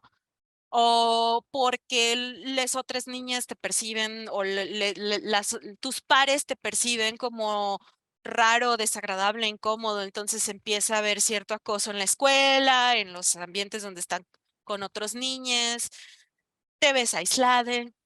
Las mujeres con TDA, de hecho, también tenemos esa propensión de repente a terminar en relaciones violentas. No sé cómo estén las estadísticas de feminicidio, qué onda, pero sí hay no sé si una propensión sea la palabra correcta, creo que más bien es como hay una probabilidad más grande porque no sabemos cómo decir que no, nos cuesta mucho más controlar impulsos o regular impulsos, entonces terminamos en situaciones en las que tal vez no querríamos, pero no sabemos cómo salir de ahí. Y terminamos además culpándonos a nosotras mismas, no solo por la socialización, porque esto también le pasa a las personas que son socializadas como hombres, que pues aprendemos que tú ya estás mal porque eres distinta a los demás. Entonces, todo lo que recibas, toda la agresión que recibas, te la ganaste. Y tú más bien discúlpate con el que te está agrediendo, casi, casi. Que yo sí lo llegué a vivir como por parte de mi familia más directa, de que mi familia simpatizaba más con el agresor que conmigo. Entonces, ese es el otro lado, ¿no? Que es complicado navegarlo. Exacto. Entonces, y es que ese es otro de los puntos que están trenzados. ¿Qué tanto es esa huella que te dejó la violencia que viviste de niña y qué tanto es el que eres neurodivergente y que pues naciste así, ya te desarrollaste así y estás viviendo así. Entonces creo que ese es esa es mi experiencia. Muchas gracias, Ale. Entonces, bueno, hay algunas cosas en el chat que creo que sí deberíamos también de aprovechar para desahogarlas, pero también hay una pregunta de Sony. Entonces, creo que le vamos a dar espacio a Sony para que nos comente lo que quiere decir y después pasamos a lo que comentan en el chat. Por favor, adelante, Sony. Gracias, gracias. Buenas noches a todos. Tengo una Hola. preguntota, Ale y Ro, porque yo los veo venir de una experiencia muy buena, ¿no? En la cual a lo mejor a Rolo medio diagnostican de pequeño, pero luego pasa mucho tiempo y pasa por diversos diagnósticos y diversos tratamientos. Y veo lo mismo que le pasa a Ale, ¿no? De pronto tiene que atravesar por muchos tratamientos hasta que encuentra algo que le está funcionando. Entonces, me interesaría saber como, por ejemplo, soy una persona que no tengo ni idea de lo que tengo, ¿no? Y entonces me lanzo yo al médico y me voy por lo primero que me dice, me tomo la primera pastilla que me receta y no me siento bien, ¿no? O me siento peor. En su experiencia, ¿qué le dirían a alguien que está iniciando este proceso, ¿no? Sea acompañado de sus padres o sea totalmente solo, pero que ustedes consideran que es un buen consejo para ahorrarme todo este camino, ¿no? De todo el montón de diagnósticos que me van a dar, de todo el montón de medicamentos que ni siquiera me van a funcionar o me van a hacer sentir peor. ¿Cuál dirían que es el resumen para encontrar el lugar en el que sí, el lugar y el diagnóstico que sí me va a cuadrar con el medicamento que sí me va a funcionar? Auxilio, Ro, auxilio, Ale. Es como complejo, ¿no? Porque pues, lo vivo un poco, por ejemplo, cuando acompañamos a las personas con VIH y como que siempre lo que decimos con los fármacos es que las experiencias son bien distintas porque los cuerpos son distintos. Y creo que no habría como una ruta específica, más bien creo que tenemos que primero generar lugares donde nos acompañemos más entre personas neurodivergentes, no existen. Yo tengo mucho esta curiosidad de así como hice una asociación para personas que viven con VIH, quiero hacer un grupo de personas neurodivergentes, porque aparte yo no tengo con quién hablar sobre mi neurodivergencia, porque cuando lo hablo con mis amigas es como de, ay, bueno, pero yo a veces me pasa lo mismo, ¿sabes? Pero y todo así de, sí, pero tú tienes herramientas, cállate, ¿no? Entonces, pero se vuelve complejo y yo creo que más bien es eso, tendríamos que buscar herramientas que nos ayuden a acompañarnos. Justamente me pasó, ahorita que hablas de eso, me pasó en la fiesta de cumpleaños de uno de mis amigos de toda la vida, nos conocemos desde los 16 años, y pues él vive entre México y Chicago porque se casó con un vato allá, ¿no? Muy lista. Y entonces, nada, de repente me dice, oye, quiero hablar contigo, pero así en plena fiesta de cumpleaños. Y yo así de, ok, pues sí, luego hablamos. Y me dijo, no, pues es que, o sea, estuve viendo lo de tu diagnóstico y que has estado hablando de tu neurodivergencia y pues me hace mucho sentido, ¿no? Por cómo eres tú y bla, bla, bla. O sea, creo que no había forma que no fuera así. Y yo, ok. Y entonces me empezó a platicar que él había estado viendo, que creía que era una persona con TDA, ¿no? Y hiperactividad, ¿no? Y le dije, sí, te hace mucho sentido. ¿Por qué no buscas un diagnóstico, ¿no? Y en eso, pues fue como un vómito verbal ahí, como muy interesante, porque aparte estábamos como en una mesita, así en la sala de la casa del departamento, y le tuve que decir a la persona que estaba al lado de él, oye, ¿me das permiso de sentarme al lado de él, por favor? Y me dijo, sí, entonces ya como que lo empecé a contener, pero estaba desbordadísimo, ¿no? Por todo lo que estaba sintiendo. Y aparte su novio le decía, su novio gringo, muy gringo, le decía, bueno, pero eso es muy fácil, eso es una cuestión de pones una agenda con una tarea específica y la haces y ya, y él, no, es que tú no estás entendiendo, pero hubo un momento donde los ojos de este vato ya estaban así, y él, o sea, ya estaba como muy desbordado, y de pronto ya cuando nos fuimos, que ya toda la fiesta había calmado más y ya todo el mundo estaba menos en alcohol y menos en marihuana, le dije, oye, háblame, vayamos al psiquiatra, vayamos con alguien, hagámoslo juntos. no pasa nada, ¿no? Y como que fuimos a la primera sesión y ya la demás se lo aventó solo y nada más me mandó una foto y me dijo, ya tengo el medicamento, ya tengo el diagnóstico, gracias, no mames. Y hemos estado como muy en contacto el mes, ¿no? Tiene un mes que le dieron el medicamento. Ya hemos estado como en contacto de, oye, ¿cómo te sientes? ¿Cómo vas? ¿Cómo va esto? ¿Qué? No, sin paternalizarlo, ¿no? Pero como llegando como a esta cosa de, ¿qué onda? ¿Cómo va todo? ¿No? Precisamente porque sabes que pueden pasar muchas cosas, ¿no? Y, y me dio mucho gusto que hace 2 días vi una historia en Instagram que decía un mes con diagnóstico con TDAH, puedo hacer esto, puedo hacer aquello, me pasan menos estas cosas.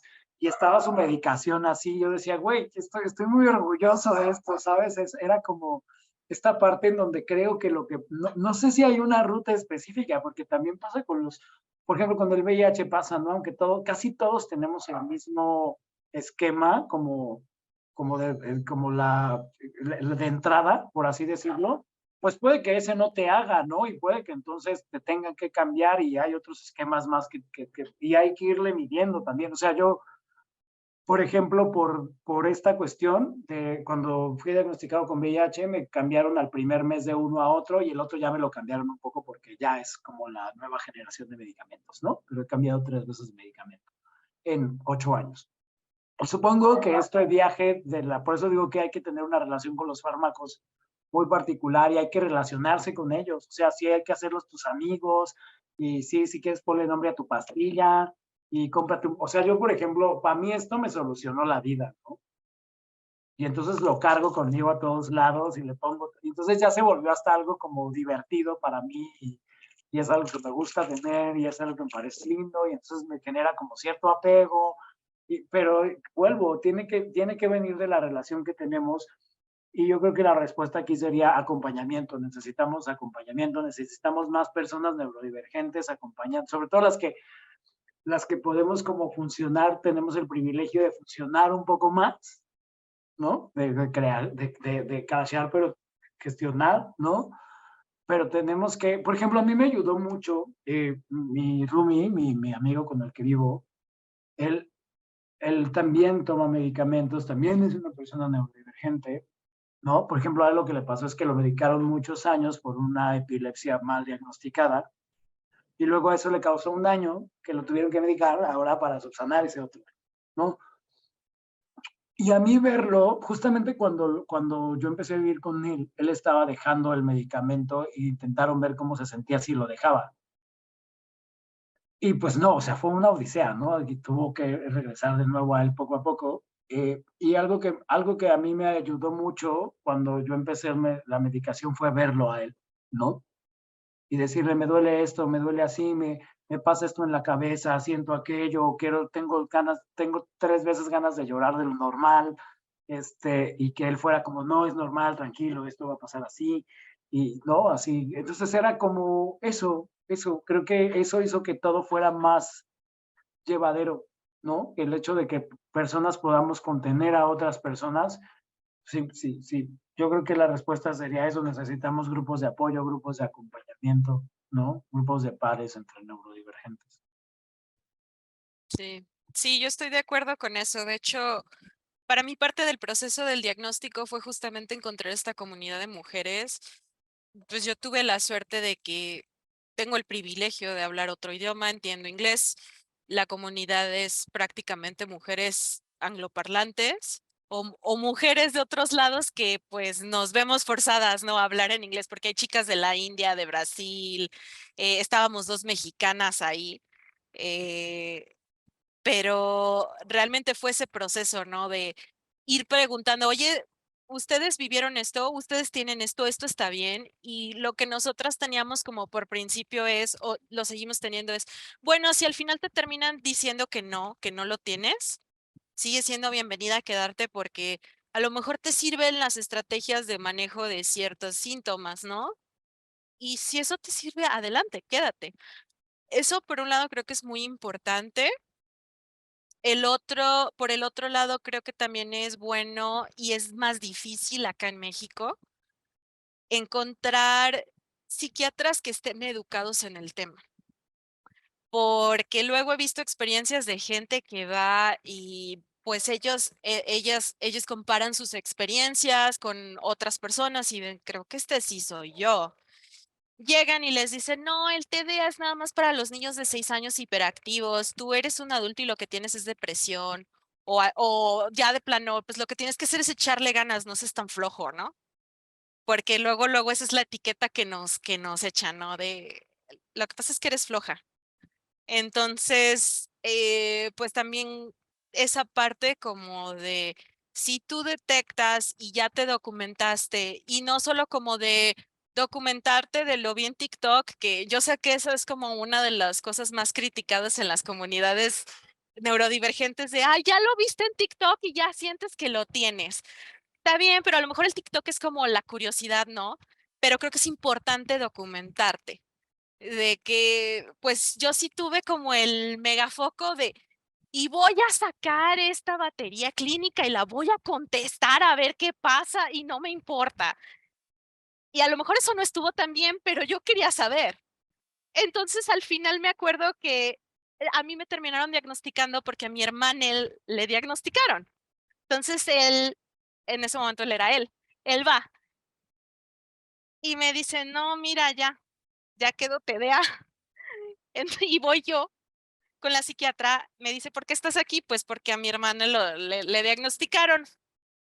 Me pasa y es el mismo pinche cuestionario clínico que yo había sacado de no sé qué hospital, de que estuve una noche ahí buscando hasta la 500 página de Google. Y dije, ay, no manches. Y ya lo saco y, o sea, sí, claramente ahí estaba, ¿no? Incluso creo que hasta bien presumida saqué un puntaje más alto que el de mi hermano. Lo cual significa que tengo una afectación más severa que la de ella, pero bueno. Total que sí, creo que es importante, por un lado, que te armes de documentos, que busques información a lo mejor de fuentes un poco más confiables, donde tú digas, bueno, aquí hay investigación, entonces más o menos esto es lo que se ve, y por el otro, el acompañamiento de la comunidad, que no lo hay. En español, las comunidades son chiquitas. Yo intenté buscar, hay una comunidad pequeña de personas con TDA en México en Reddit, pero el lenguaje que se maneja mucho es de, pues échale ganas, por un lado. Que para mí, persona con TDA que odia que le digan, por un lado, qué hacer, y que personalmente odio que me digan qué hacer, y odio que me digan que le eche ganas. Y por el otro, que pues a mí no me sirve echarle ganas, ya le estoy echando ganas. Eso por un lado, pues no me sirve. Por el otro eran reposts del subreddit de TDA en inglés. Entonces, pues a mí de qué me sirve eso. Yo lo que quiero es hablar con gente de carne y hueso que vive lo mismo que yo en el mismo lado del mundo que yo, ¿no? Sí urge que tengamos, que tejamos comunidad porque pues yo creo que de otra manera no, por un lado no lo vamos a desestigmatizar si no estamos juntos y no empezamos a hablar juntos. Y por el otro, pues por esa parte del tratamiento y los diagnósticos, ¿no? Que una persona que ya pasó por eso sabe a dónde ir y te va a decir cómo tienes que hacerle o cómo expresarte para que se entienda lo que estás pasando. Porque a mi hermana, por ejemplo, ella sí vivió toda la furia de la sobrepatologización. O sea, a ella de adolescente lo diagnosticaron con depresión psicótica, estaban incluso pensando que tenía esquizofrenia, le metieron un montón de cosas que le hicieron un buen de daño, al estómago, a todo. Y ella dijo, y ella en realidad cuando manifestaba sus síntomas de más chique, estaba expresando pensamientos recurrentes y aparte como estos pensamientos intrusivos y esta, ¿cómo se dice? Este rumiar que de repente tenemos nosotros, que no le damos y le damos y le damos al mismo tema, pero los psiquiatras le entendieron, ay, este niño tiene psicosis. Y entonces le tiran que la ketiapina, que la risperidona, y eso no funcionó para ella porque eso no era lo que ella tenía. Entonces, si ella hubiera venido, no pudo venir, pero si ella hubiera venido, ella habría dado una perspectiva muy diferente de los fármacos de prescripción, porque su experiencia fue no buena. No estuvo chida. Y ella ya me dijo como, no, yo con la pura fluoxetina ya estoy chide, ya no le voy a rascar por el momento, sí me cuesta un buen concentrarme, no puedo seguir como mi autoentrenamiento que estoy siguiendo en este momento, pero pues ni modo. O sea, ahorita me voy a aguantar, porque ya no quiere volver a vivir eso. Así que ahí está mi contribución. Gracias a los dos. Me lo llevo. Hay que buscar espacios seguros, acompañamiento muy importante. Y algo que me gusta de los dos y que lo veo mucho es que se escuchan a sí mismos y a sus cuerpos, ¿no? De pronto dicen, esto no me está haciendo bien, entonces lo paro. O ya no me tomo la pastilla completa y me tomo un cuartito y me espero 3 días. Neta, se escuchan un montón y muchas veces no lo hacemos, ¿no? Solo es, una pastilla. Tómatela. Me la tomo. Cómetelo, ¿no? Y entonces, por ahí va. Gracias. Sí. Muchas gracias, Sony, por la pregunta. También aquí ya se retiró Rodo, pero él nos compartía que consume algunos fármacos, pero lo hace para tratar de controlar su abstinencia. Entonces, digamos que esa es su experiencia, no necesariamente relacionada con neurodivergencia, pero es también otra de las formas en la que se utilizan los distintos fármacos. Y algo también que mencionaban hace un momento, Toño nos decía que él desde los 15 años, pues recibió un diagnóstico por aquí nos había dicho, de TDAH. Entonces, que su experiencia no fue del todo agradable. Y también nos menciona algunos fármacos que él consumía, que era carbamazepina, y que le generaba algunos efectos en los que él se sentía tímido.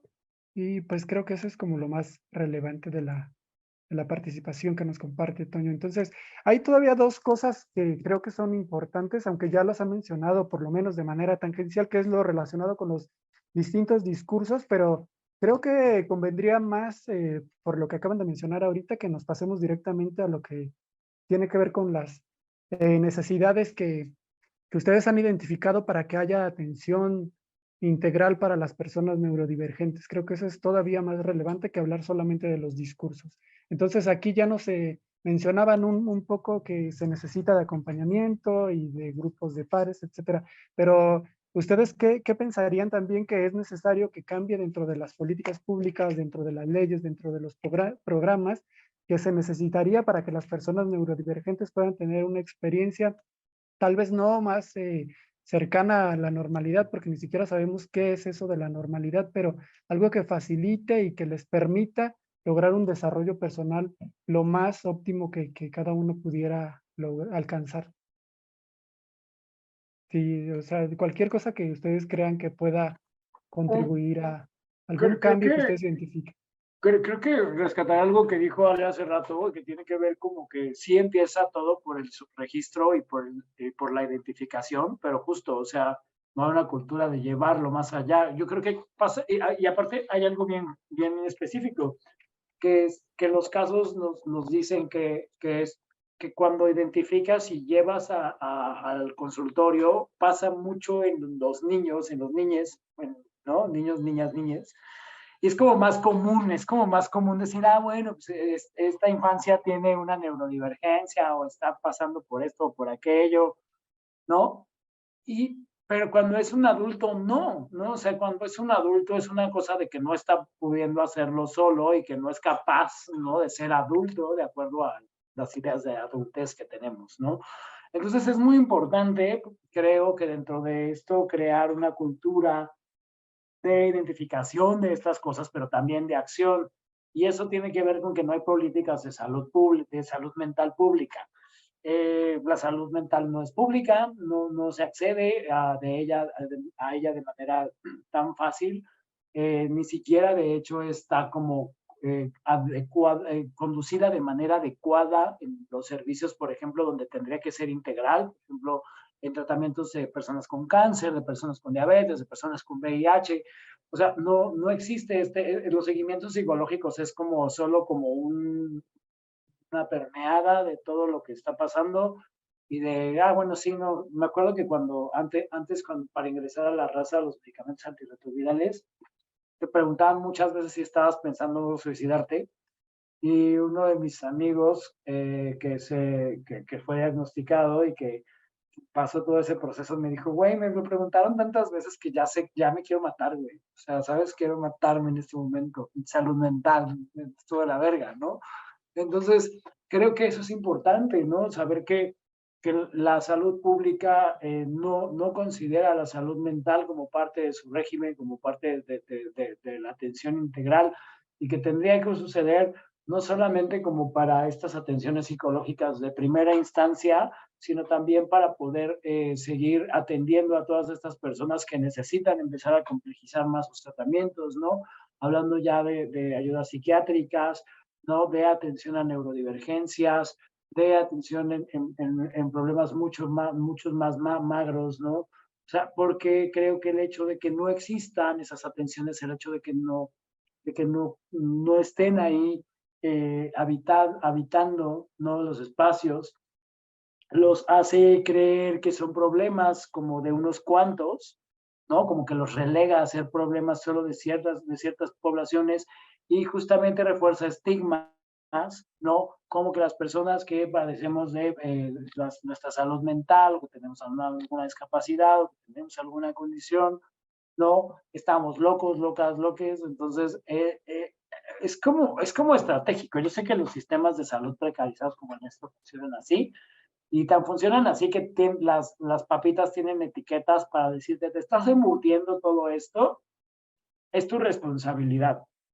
¿no? Pero no hay una campaña de alimentación, ¿no? O sea, la campaña contra la diabetes o contra la obesidad es, no seas gordo, no seas gorda, no seas diabética, no seas diabético, no tengas VIH, ¿no? Pero nunca te dicen cómo, no hay una campaña. Entonces, ¿cómo van? No, es como si te dijeran, no seas loco, no seas loca, no seas neurodivergente, ¿no? Pero no hay una campaña, no es como con las vacunas de la viruela del mono, ¿no? O sea, es como de la mejor forma de no tener viruela del mono es prevenirla, ¿no? Entonces es como decir, la mejor manera de no tener tuberculosis es que no expongas a tu hijo a la vida, ¿no? Ale quiere decir algo. Antes de que se me olvide esto, justo que dijiste lo de las etiquetas en los alimentos. Sí, pues sí, no te comas esas papas, ¿no? Pero al mismo tiempo, la mayoría de las personas, la mayoría de las mexicanas y mexicanos trabajamos jornadas en las que no es tan fácil llegar al tianguis o al mercado, comprar fruta y verdura y hacernos de comer sano, ¿no? No, el acceso a lo mejor nosotros no tenemos los desiertos alimenticios que tiene Estados Unidos, o que tienen tal vez otros países, pero no es, no es asequible y no es accesible el comer saludable, y muchas veces las personas ya no saben cómo comer saludable.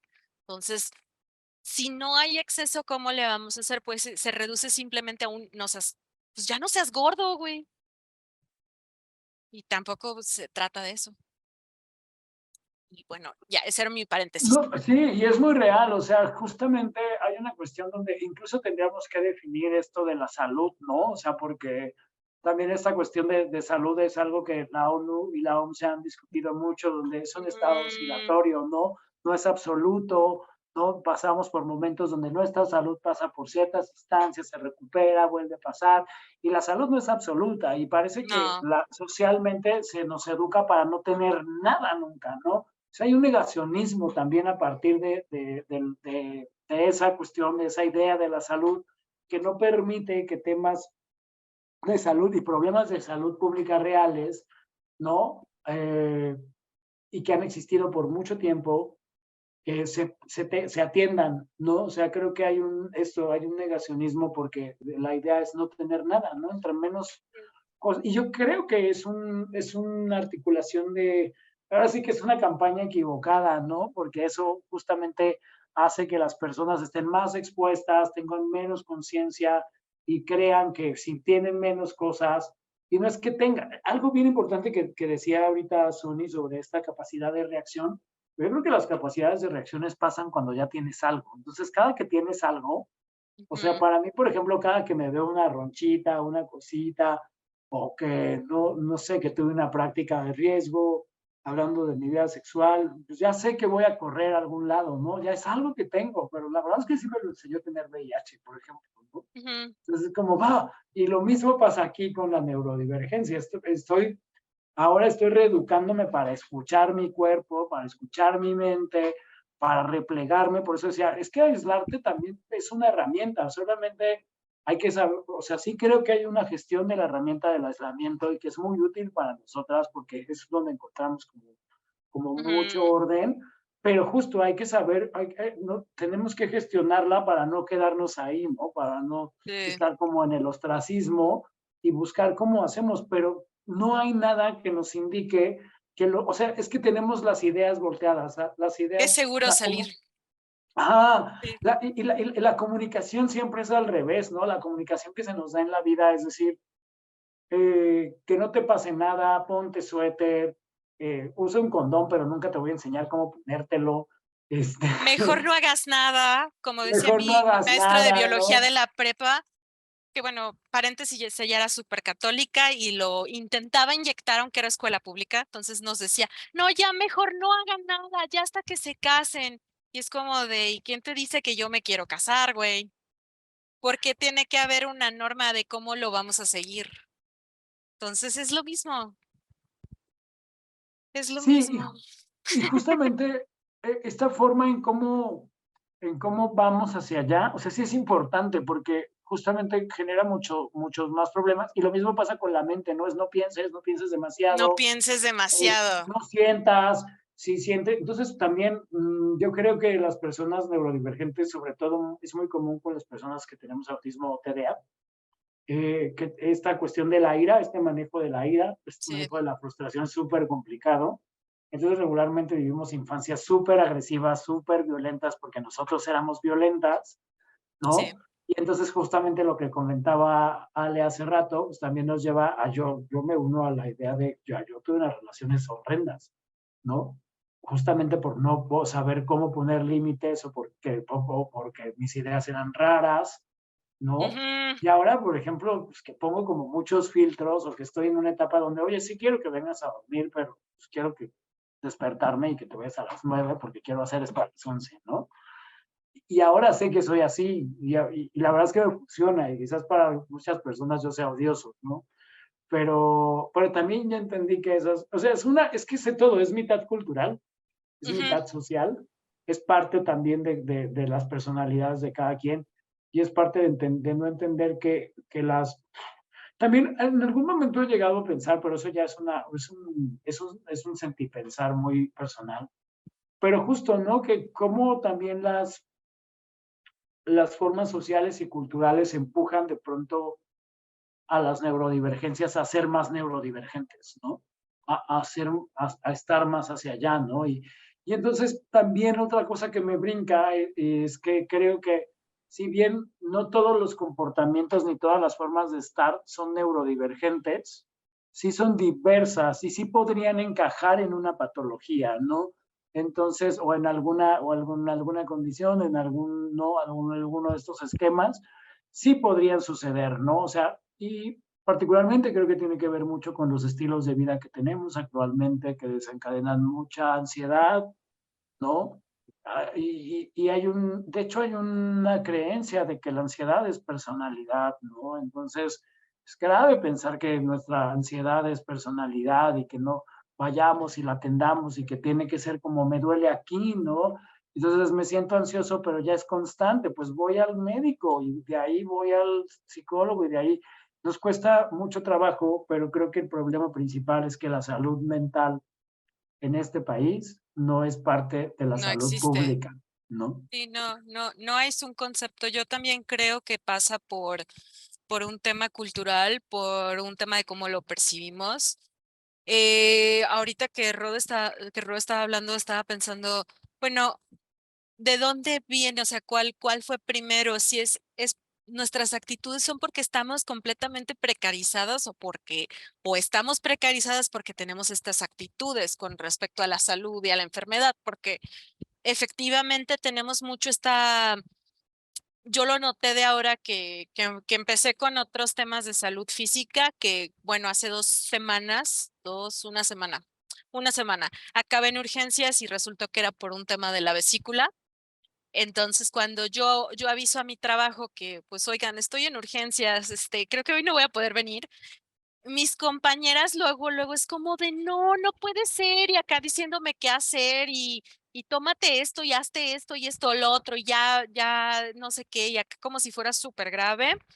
Y yo en un principio sí estaba muy asustada, pero luego fui entendiendo y aprendiendo sobre el tema, y me di cuenta de que, pues, es una condición o sea, es algo que le puede pasar a cualquiera y que muchas personas tenemos probabilidades más altas de tenerlo. Es lo mismo con la salud mental, que si yo digo, por ejemplo, una vez como que mencioné que el estrés del trabajo me estaba causando mucha ansiedad y así fue lo mismo como de, no, ¿por qué? No puede ser. Y es como que está prohibido no sentirse feliz. Está prohibido no estar contenta y conforme con lo que hay y no echarle ganas y no estar optimista, que si yo manifiesto de repente alguna preocupación por mi situación en la vida, pues yo ya sé que lo tengo que enfrentar y que ahí está, ¿no? Tengo que pues seguirle, pero la mucha de la gente con la que convivo en estos espacios como en el trabajo y así, que son espacios donde en general pues no es tan seguro porque no traen sus ideas, es esa actitud de, pero mira, no sé qué, o sea, siempre como buscando las formas de estar optimista y a lo mejor yo no quiero estar optimista, lo único que quiero es darle para adelante y aceptar que está culero, que la situación está fea. Entonces, siempre he sido muy así de, no me des motivos para estar feliz, mejor déjame vivir este enojo o esta tristeza o esta angustia que traigo. Sí sé que, por ejemplo, con la ansiedad muchas veces yo me malviajo y hay situaciones que percibo que a la hora de experimentarlas resulta que no son como la ansiedad me las estaba pintando. Pero eso no quiere decir que no sea justo el sentirla y aceptarla.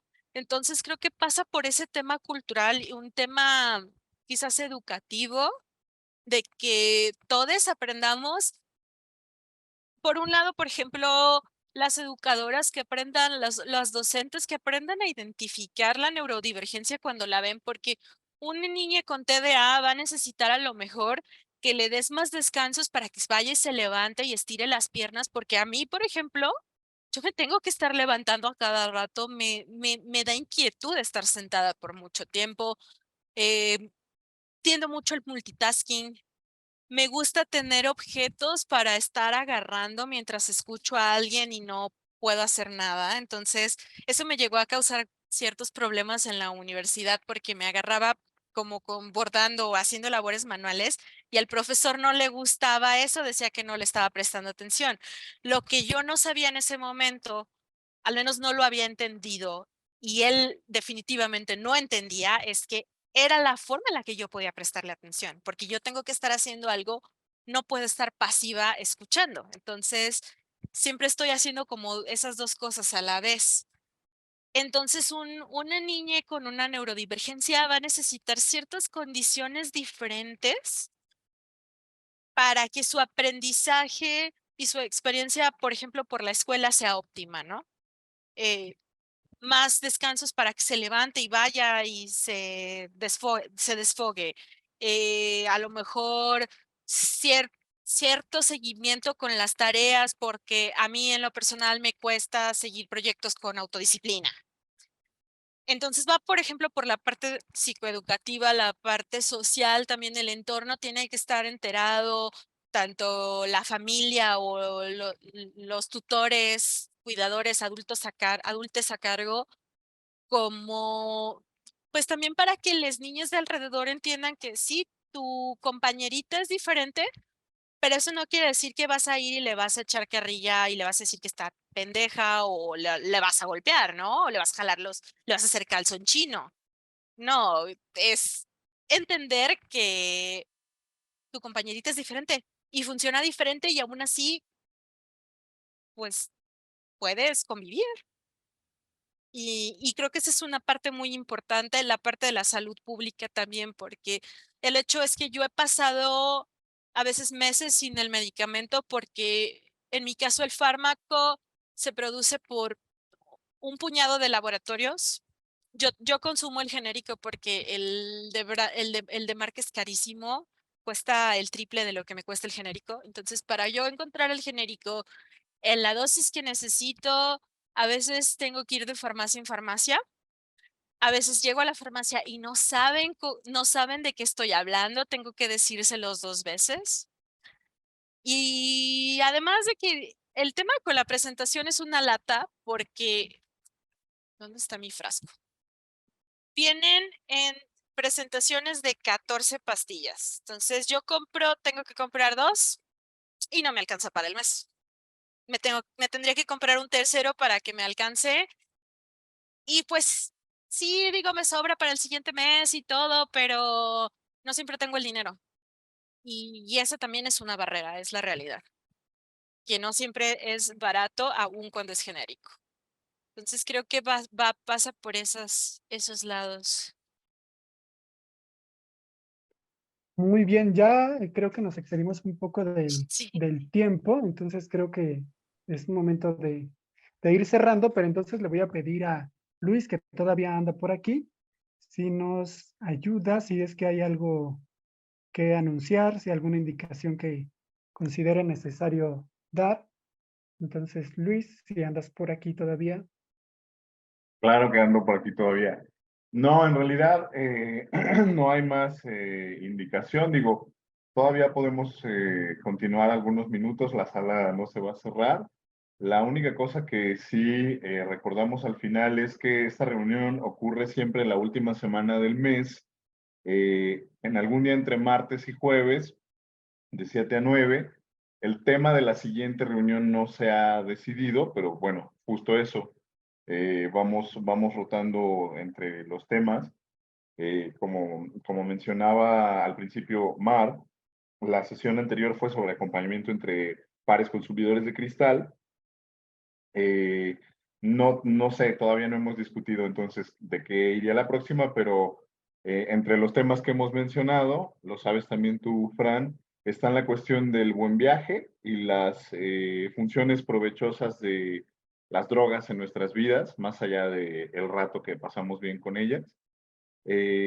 También está la cuestión de consentimiento en un sentido amplio, ¿no? La discusión en general sobre el consentimiento, no solo sexual, cuando se atraviesan las drogas. Y bueno, vamos a continuar discutiendo sobre estos mismos temas de neurodiversidades y fármacos con una invitada que nos sugirió una persona que participó en el seminario, pero justo como en afán de no quedarnos tanto tiempo en el mismo tema, no será inmediata esa continuación.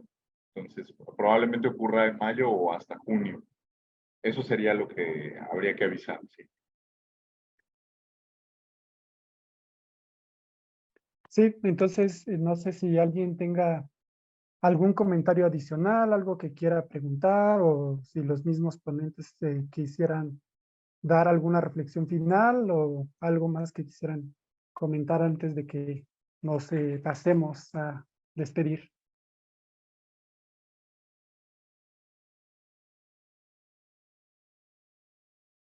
No, pues gracias a ustedes que están ahí en el chat. Sí, también agradecer a las personas que han estado comentando en el chat, que están aquí presentes, pues sí, agradecer su tiempo y que se hayan dado el espacio para acompañarnos y escuchar acerca de estos temas que pues para nosotros son un tema personal y es parte también como de nuestras experiencias cotidianas. Entonces, les agradecemos también que hayan estado aquí acompañándonos, que se hayan permitido también conocer un poquito más acerca de estas experiencias que no siempre se hablan y tampoco se abordan de esta manera. Entonces, pues también a ustedes muchas gracias. Entonces, si no hay algo más, Luis, no sé, procedemos ya pues a dar por cerrada esta sesión. Correcto, sí, pues muchas gracias a todas por estar aquí. Muchas gracias obviamente a Ale y Ro por abrirse acá y a ti, Fran, por guiar la conversación. Eso sería todo. Pues muy bien, Luis, muchas gracias también a ti por acompañarnos y por estar aquí esperándonos. Entonces, pues con esto nos despedimos y nos vemos pronto en la siguiente sesión de este espacio para escucharnos. Hasta luego, muchas gracias. Gracias a todos. Gracias, hasta luego. Hasta luego. Gracias. Muchas gracias.